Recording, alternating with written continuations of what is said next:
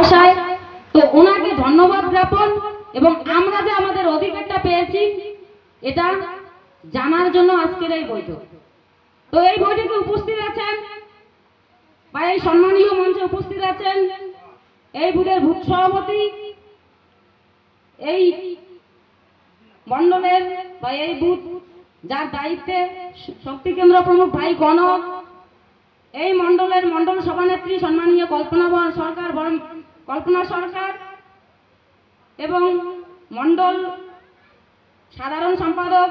দাদা প্রদীপ বর্মন, মণ্ডল vice president বিরোধদা, ভাই শম্ভু এবং এই মণ্ডল আপনারা যে মহিলা মোর্চাটা করবেন এই মণ্ডলের মহিলা মোর্চার সকল নেত্রী দিদি, তো সবাইকে নমস্কার প্রণাম। সর্বোপরি আপনাদেরকে নিয়ে যে এই বৈঠক আপনাদের সবার চরণে শীতলকুচি বিধানসভা মাতৃশক্তির পক্ষ থেকে এবং বিজেপির পক্ষ থেকে নমস্কার নতমস্তকে প্রণাম জানিয়ে আমি শুরু করছি আজকের এই যে বাজেট। আমাদের শুভেন্দু অধিকারী পশ্চিমবঙ্গের যে মাননীয় মুখ্যমন্ত্রী বা আমাদের ভারতীয় জনতা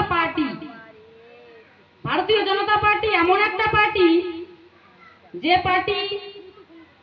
বিগত দিনে যা যা বলে যা যা প্রতিশ্রুতি দিয়ে আপনাদের দাঁড়ে দাঁড়ে গিয়েছিল, সরকার এখন এসেছে, সরকার আপনারা গঠন করেছেন, এই জয়টা হচ্ছে আপনাদের সকলের জয়। হয়তো নানা কারণে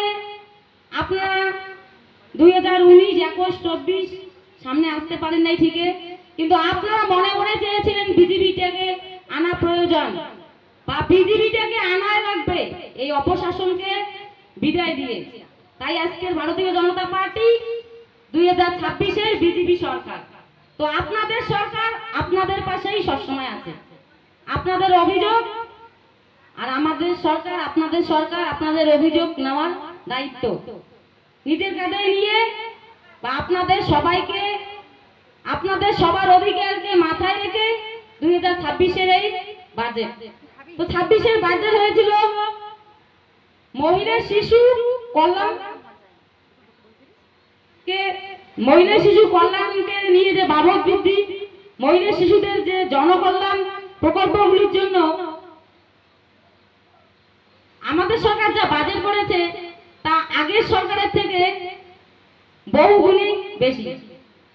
তো আমার মনে হচ্ছে বা আপনাদের সবারই যাতে মনে হয় বা আপনারা সবাই যাতে বুঝেন যে ভারতীয় জনতা পার্টি এই যে বাজেটটা